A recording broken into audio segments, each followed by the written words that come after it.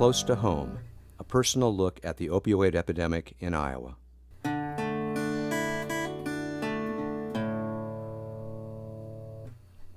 I'm Crystal Manning, and I have 86 days clean and sober. I've had quite the journey leading up to coming to UCS. Started taking opioids at the age of 14 when I had multiple injuries and multiple illnesses. I took them off and on for a few years, and when I was 18, I came down with meningitis. I might add I'm also a type 1 diabetic, so I do get sick very easily. I was given Dilaudid through my IV in the hospital, and after that, I just was not able to come back off of the pain medication, so I ended up going to a pain clinic and basically had all the pain medication that I could ever need. When I was 20, I was in a relationship and ended up being raped by who I thought was going to be the man I was going to marry. And after that happened, on my way home that night, I shot up my very first pill, and I used heroin for the very first time. It was the first time using a needle for anything other than my diabetes.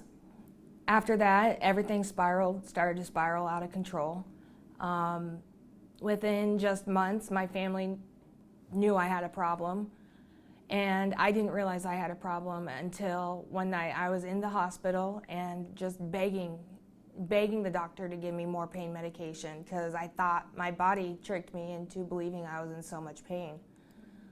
And he took one look at me and said, "You need to go to a methadone clinic." That week, I came to the methadone clinic and started on methadone. They didn't have therapy, so it was just basically dose and go. Yep. And I was getting 2-week take-homes, so I was only having to come in once every 2 weeks. I did that for 3 years. And after 3 years, I actually got injured at work and had to be on pain medication for that. I had to drop out of UCS and go back to a pain clinic. They kept me on methadone, but they also prescribed other opioid pain medication on top of it. When I stopped coming to UCS, I was going to the pain clinic, and even after my injury, they kept me on the methadone, kept prescribing me methadone until they discovered that I had discovered meth, and I was hooked the first time. I was high every day from that very first day for the first year, and the pain clinic could tell that I was on something else. I mean, they gave me 30 days notice and told me basically pack my bags and go. I was having such bad withdrawals. The meth actually helped me get through those withdrawals, but it wasn't enough. So I came back to UCS. After stopping, within a month, I had relapsed on pills. Within 2 months, I had relapsed on heroin.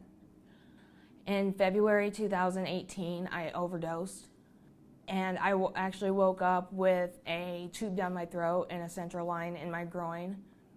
Between that and my diabetes, everything just my body decided it couldn't take anymore and started shutting down. Yeah. So I went to inpatient treatment. I spent 20 days in the hospital and then went to inpatient treatment for 30 days. And as soon as I got done with that, I came back to UCS the next day and started on Suboxone. Because I know if I don't have methadone or Suboxone in my system, that I will use again. So I've been on Suboxone since April of 2018. And there's been a couple times I've gone off of it, and then those times I've relapsed. But today I am 86 days clean and loving life. I got a counselor named Kate, who is amazing. I've worked with her for the last 3.5 years. I do have a lot of mental health issues. I am schizoaffective bipolar, but this time I was actually doing therapy too. Before, it was just a replacement for the drug because I couldn't go without. Now I'm learning how to deal with life on life's terms. I'm learning how to live my life sober, because everything I've learned how to do high. So I'm basically learning how to do everything over again. Definitely, you need to get to the root of the problem, and that takes therapy. I don't care what you say, therapy can't do anything but help. Through the work with groups and with my counselor, I've learned a lot. I've learned how to live sober. My family's beginning to trust me again.